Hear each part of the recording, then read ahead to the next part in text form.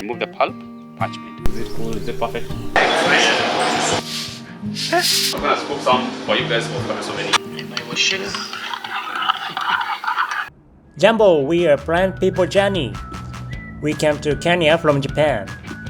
This channel will bring you local experiences and human observations while traveling around the world. In fact, it is considered the highest quality in the world coffee from Kenya. This time, we came to a coffee farm the size of more than 200 acres that have been in Kenya for 100 years. Stanley, a coffee enthusiast and a farmer who drinks 7 cups of coffee daily, gave us a tour of his farm. And now I understand how my daily coffee is made. This may make your daily coffee taste even better. So let's go on a coffee journey. I also have the green, and I also have the black one. In the same tree, I have different colors here, you see? So from green to red, it takes 9 more months to mature. 9 months. That's similar case with a human being, the pregnancy. Now here we have 3 stages. You have the green, which is not ripe. The red one, which is the proper coffee. And the black one, which is the overripe. They'll be white flowers, so they just bloom and open. Yeah. All these will be white flowers, and then bloom, open, form the white flowers. So within 1 week, the white flower will fade off, leaving behind the small green coffee. Every 9 months, you get a new harvest. 9 months, you get a new harvest. How long does one of these take to grow to this height? Up to that height, it takes around, let's say, 4 years to 5 years. So by growing coffee, you have to be very patient. Wow. So if you're not patient, you can't do coffee. So you can just imagine doing inputs only for the last 4 or 5 years without any output. You have to be very patient. Do you know the origin of coffee, where coffee was being discovered? Which country? Colombia? Ethiopia. Ethiopia. Good, yeah. Really? So coffee was actually discovered in Ethiopia, and it was discovered in the 16th century by the Yemen people from Arabs, and that's why we have the word Arabica coffee. But in Kenya, it was actually introduced back in the year 1893. Now, while harvesting the coffee, the pickers, they are supposed only to pick the red ones only and leave these ones on the tree. But sometimes they pick it very fast and they end up picking these two. So if they pick the green and the black one, we don't throw it away. We still process it as low-grade coffee or low-quality coffee because it was not harvested at the right time. But for the red one, this is a proper coffee. So if you ever find spiced coffee or flavored coffee, automatically that's bad coffee. Because coffee on its own has its own flavor. You see? Now, what makes Kenyan coffee one of the most expensive coffee in the world is because it's labor intensive. It's manually picked in hand. You see, and that's a contribution of Kenyan coffee being very expensive. You need for the machine is not going to be able to distinguish between the colors. So it's going to flag everything, mixing good and worst quality coffee. But for the Kenyan coffee, it's manually picked in hand. And these pickers, they are paid by the number of the lead buckets they fill. So if they pick these two, no payment for this one. Because if you pay them this one, now you're going to motivate them picking this one. And then you're going to destroy your quality of your coffee. So the best picker here in Kenya can pick like, let's say 8 to 10 buckets a day. And 1 bucket is like 15 kgs when filled up. That's 150 kgs of coffee in a day. How many buckets can you fill, yeah? Remember just picking only the lead ones only. So in terms of quality-wise, Kenya is ranked one of the best coffee producers in the world. In the world? Kenya, yeah, quality-wise. And that's why I find most of these countries I mentioned, they like purchasing Kenyan coffee so that they can blend with their coffee. Now, there are 3 things in consideration you have to put when growing coffee. 3 things. Number 1 is the altitude. The higher the altitude, the better the coffee. So coffee requires an altitude of over 1,400 meters above sea level in order to do very well. Now currently we are at 1,750 meters above sea level. Number 2 is the topography. And number 3 is the type of the soil. You can see the type of the soil is reddish. So this is a deep lead volcanic soil. And this is the proper type of soil to grow coffee. Now any idea the largest consumer of coffee per capita? America. US number 2. Number 1. Wow. Yeah. It's a very small country. So hint, yeah? So it has a population of less than 5 million people. What, really? Yeah. What country is that? Where is that? Is it a no country? Yeah. Coffee addicted. Finland. I would have never guessed that. Yeah. So Finland is a very small country. I had Poland in mind. Not good enough. With a population of less than 5 million people, but they consume 1% of the total production of coffee in the whole world. Really? That's crazy. Now remember, in Finland, they only get only short hours of daylight. So most of the hours is dark. Yeah? They're also the largest consumers of alcohol as well. Both coffee and alcohol. They must be very depressed. What do you think? Yeah. But do you know it was ranked one of the happiest countries in the world? Yeah. Yeah? I think coffee makes them happy. It must be a happy country to live in, yeah? Yeah. So during the day, maybe they have coffee and then at night they have some beers, yeah? Or some alcohol,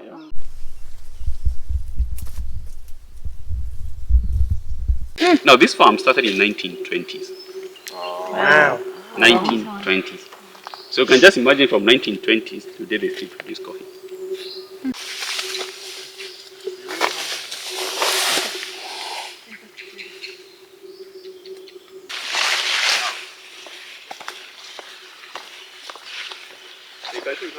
The tree, it's called a coffee berry. So all these are coffee berries. Now once I pick it from the tree, I'm now having a coffee cherry. Now once you remove the pulp, like this one, yeah, I'm now having a parchment. These are now the parchment.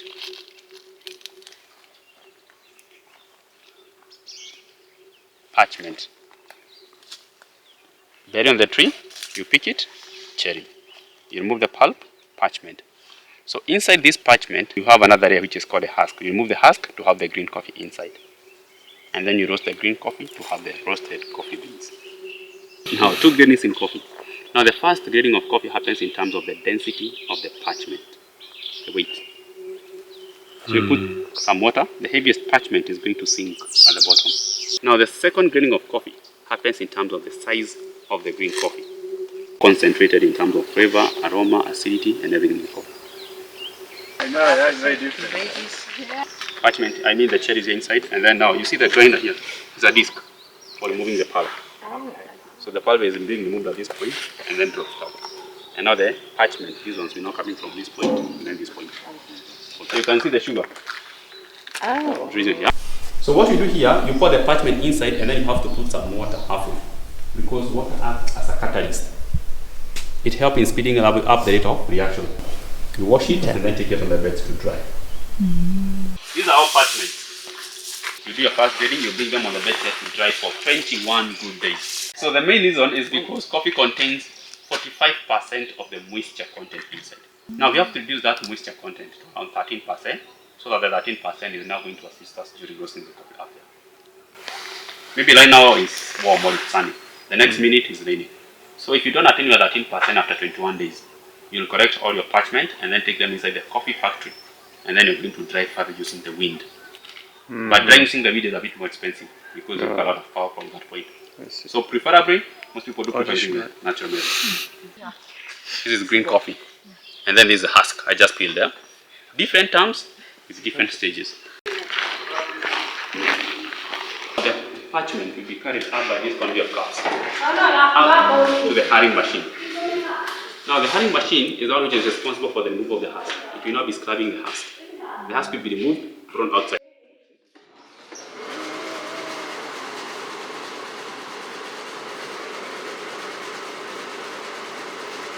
Now the green coffee will come here to the final process in terms of size. In terms of the size now. Now here we have a couple of things I never mentioned. We have the E. E is the biggest bean, but extremely very fine. It's called the ear size of the elephant. This is why they are being stored. Wow. Yeah, they are being grown from the factory outside, and then they store inside. So today we are going to do P1 of AB. P1 of AB, yeah? Sample roaster. Basically, this one is for roasting small batches of coffee. So each drum can take like 500 grams in each drum. So it's like 1.5 kgs at a time.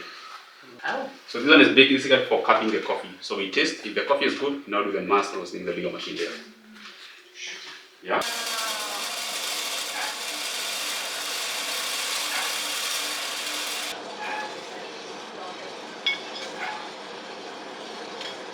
Can you see the color has changed? You see? 匂う。コーヒー。全然浅い。大豆とかなんか豆シール。You scoop the coffee inside and then you keep on smelling. Because at different stages of roasting the coffee will keep on smelling differently. Also, you'll also keep on looking using your eyes because of the color change. The coffee will keep on changing the color. And number 3, you also keep on listening because coffee keeps on popping different like the popcorns. So you smell, you look, and listen. Now, once you attain your desired profile, you just open it from this point and then pour your coffee down. So this is a mixer, and down there we have a cooler. The more you roast the coffee, the more you reduce the caffeine inside. The darker it is, the less the caffeine. The lighter it is, the more the caffeine. Most people think it's the opposite. Yeah. Now in medium roast, you can achieve balanced flavor, balanced aroma, and balanced caffeine.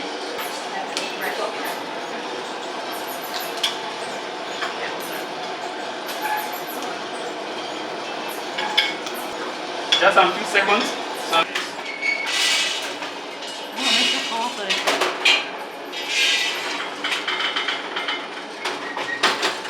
So you can just pick one each. Shake, shake. Let's go the outside. Keep shaking. Let's go the outside. Keep shaking. 冷やさなきゃいけない。 Nice. So you're gonna drop them inside here? This? Yeah. Good. Yep. Nice. Oh. Nice. Thank you. Now I want you to help me do this. Shake, shake. And then, make a try. Spill them. Do this. Just as I was saying I would do. No, don't worry, don't worry. I'm not laughing because I'm next. Don't worry, don't worry. Okay, that's all at the end, and then I can be able. Easy. Easy. So easy. Yeah. And then it's done. Yeah. So these are the two common type of roast profiles we got, medium and the dark. I'm gonna scoop some for you guys for the souvenir. Yeah, right.